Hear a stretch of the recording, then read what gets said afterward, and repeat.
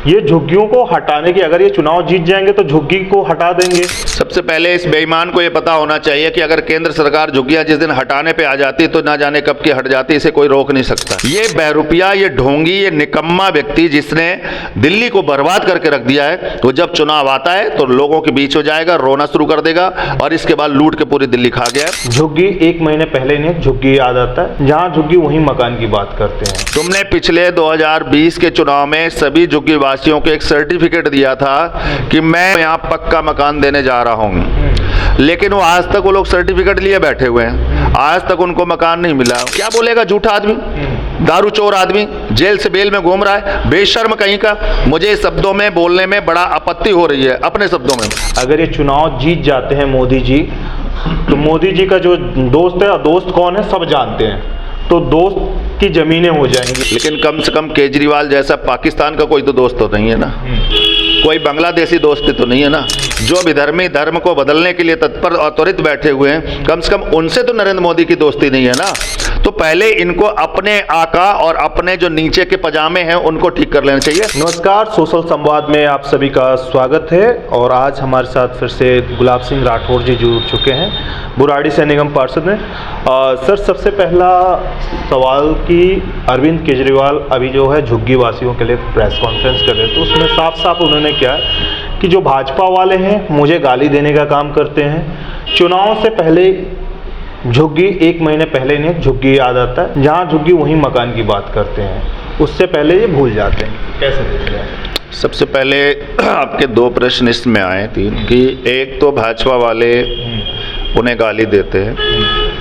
मैं उनके एक वीडियो देख रहा था अभी, वो सकपुर बस्ती में वहाँ पर झुग्गियों में गए थे और वहाँ बोल रहे थे। जरा उस वीडियो का स्टेटमेंट देखना कि क्या एक दिल्ली का पूर्व मुख्यमंत्री जो 10 साल मुख्यमंत्री रहा हो, वो जिस तरह से बोल रहा थे भाजपा वाले गद्दार हैं, भाजपा वाले चोर हैं, भाजपा वाले मतलब क्या क्या शब्दों का प्रयोग किया है, मुझे लग रहा है इससे ज़्यादा नीच और नीचता के शब्दों का प्रयोग कोई और नहीं कर सकता।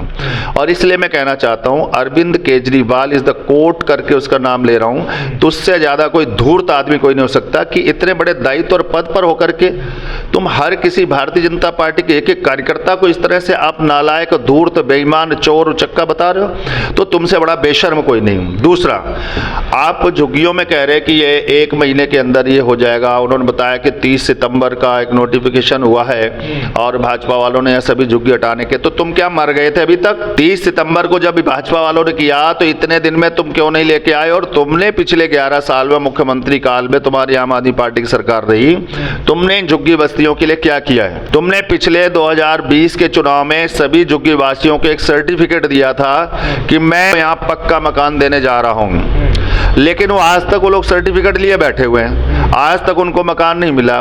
हर झुग्गी में लोग दिखा रहे हैं, आज तक तुमने झुग्गियों में पीने का पानी नहीं दिया, आज तक तुमने झुग्गियों में वहाँ पर जो है ना जो स्लम बना हुआ है उसको निवारण नहीं किया।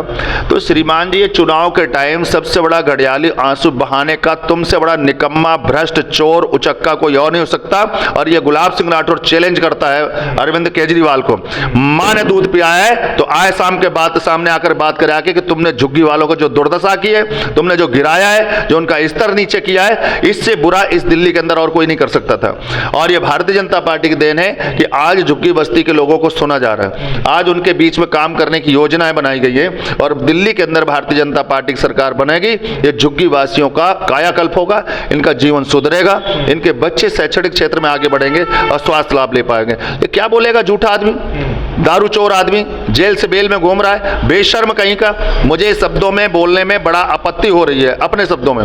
लेकिन कहते जैसे को तैसा अगर आप नहीं देंगे तो धूर्त और धूर्त होते चले जाएंगे। ये महाभ्रष्ट और भ्रष्टाचारी व्यक्ति और इस तरह के शब्दों का प्रयोग करता है हर भारतीय जनता पार्टी का।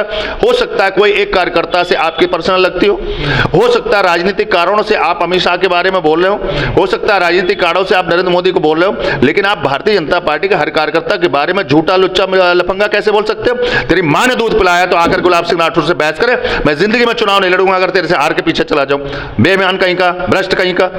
और आपके चैनल के माध्यम से मैसेज भेजना चाहता हूं कि मुझे वो वीडियो देख करके बहुत हर्ट हुआ है, बहुत दुख हुआ है और मैं हो सकता है इस वीडियो को ले जा करके मैं कोर्ट में जाऊंगा और उसके खिलाफ कानूनी कार्रवाई करूंगा। गुलाब जी, उन्होंने ये भी कहा कि जहां झुग्गी मकान ये झुग्गियों को हटाने की, अगर ये चुनाव जीत जाएंगे तो झुग्गी को हटा देंगे। इन्होंने सिर्फ 4700 मकान बनाए हैं पिछले 10 सालों में। सबसे पहले इस बेईमान को ये पता होना चाहिए कि अगर केंद्र सरकार झुग्गियां जिस दिन हटाने पे आ जाती तो ना जाने कब की हट जाती, इसे कोई रोक नहीं सकता है। पिछले 2014 से आज तक नरेंद्र मोदी जी प्रधानमंत्री जी और तीसरी बार सरकार बन गई, आज तक किसी झुग्गी को यूं नहीं हटाया गया कि वो गलत जगह बैठे हों।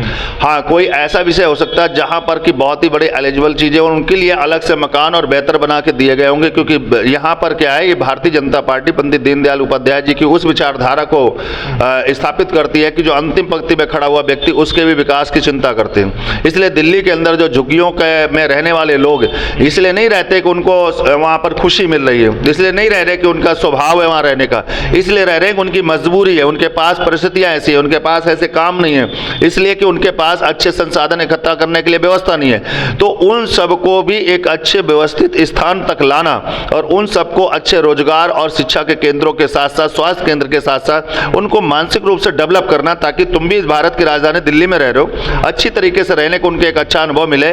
और जब तक ये नहीं कर पा रहे तब तक उन्हीं झुग्गियों में उन लोगों के अच्छे संसाधन दिए जा रहे हैं और निरंतर प्रयास चल रहा है। तो केजरीवाल साहब को शर्म आनी चाहिए कि 2014 से अभी तक कोई झुग्गी नहीं हटाई और अभी तक तुम्हारे मुंह में क्या ताला पड़ गया था?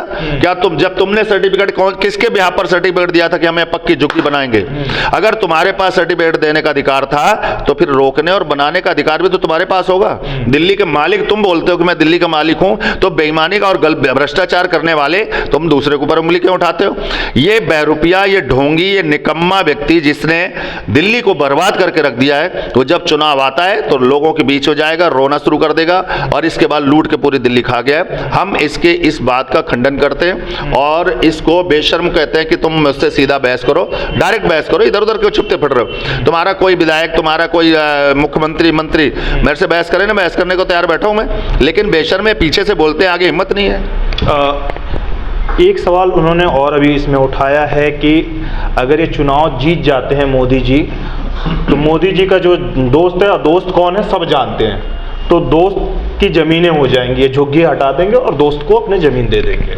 सबसे पहले कम से कम नरेंद्र मोदी जी के दोस्त अगर उनके अनुसार हम मान भी लें तो कोई हिंदुस्तान का ही व्यक्ति होगा, लेकिन कम से कम केजरीवाल जैसा पाकिस्तान का कोई तो दोस्त तो नहीं है ना, कोई बांग्लादेशी दोस्त तो नहीं है ना।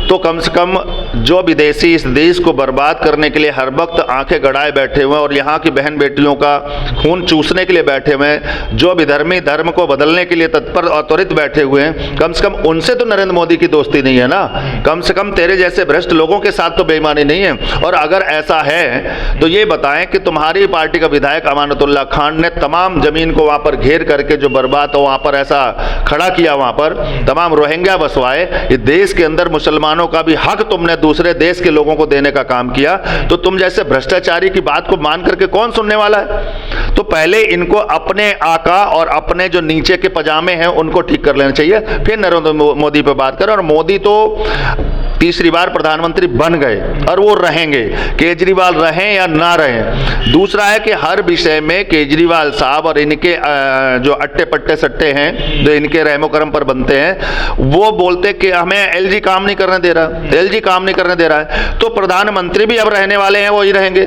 और एलजी भी वही रहेगा।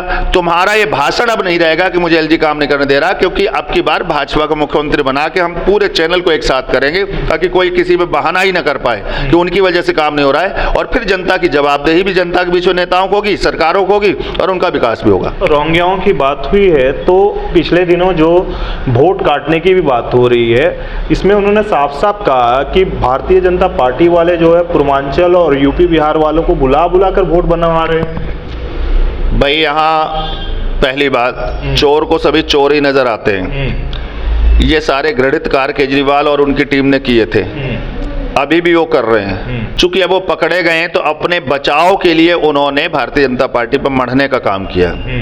दूसरा, नई दिल्ली से चुनाव वो बुरी तरह से हार रहे हैं। अब वो हारने का ठीकरा किस पे मारेंगे कि जी ये भाजपा वालों ने इतने वोट बढ़वा लिए थे इसलिए मैं हार गया हूँ। तो ये तो उनका जो नौटंकीबाज के नाम से उनका नाम ऐसे नहीं फेमस है, वो नौटंकी कर ही रहे। तीसरा है, उत्तर प्रदेश और बिहार की देन है जो अरविंद केजरीवाल तेरे जैसा तुच्छ और लुच्चा आदमी मुख्यमंत्री बन गया। ये हमारी गलत सोच थी, हमारी गलत समझ थी। उत्तर प्रदेश बिहार के लोग, उत्तरांचल के लोग, दिल्ली देहात के लोग जिनके साथ खड़े हो जाते हैं ना, वो दिल्ली का राजा बनता है। और तुम जैसे धूर्त लोगों को तुम्हारे विश्वास पर, तुम्हारी बातों पर बनाया। अब तुमने उत्तर प्रदेश और बिहार के तमाम लोगों का, प्रवासी लोगों का एक बार नहीं कई बार अपमान किया है, लेकिन इस समय जो अपमान किया है इसका तो बदला लेके रहेंगे और तुम्हें मिट्टी में मिलाएंगे। और पुनः अब की बार सिर्फ एक ही बात, अब नहीं सहेंगे, बदल के लाएंगे, भाजपा लाएंगे और भाजपा का मुख्यमंत्री बनाएंगे। बहुत बहुत शुक्रिया सर। दिल्ली से सोशल संवाद की रिपोर्ट।